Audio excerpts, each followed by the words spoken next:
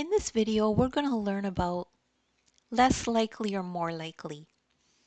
So if we have a problem like this one that says, on which color is the spinner less likely to land? So we have a little spinner here, and we could see that a lot of it is green and only a little bit is yellow. So we have our choices between yellow and green.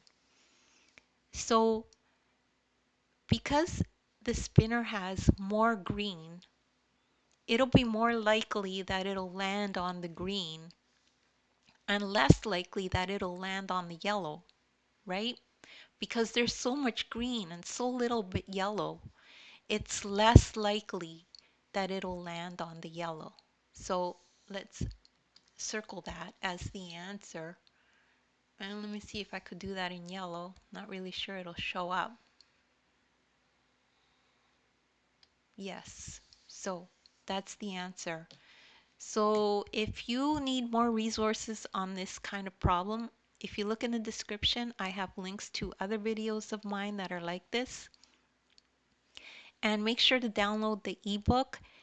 There's lessons in there and links to other videos. You could follow along each individual lesson with the ebook. And don't forget to subscribe and to like. Thanks.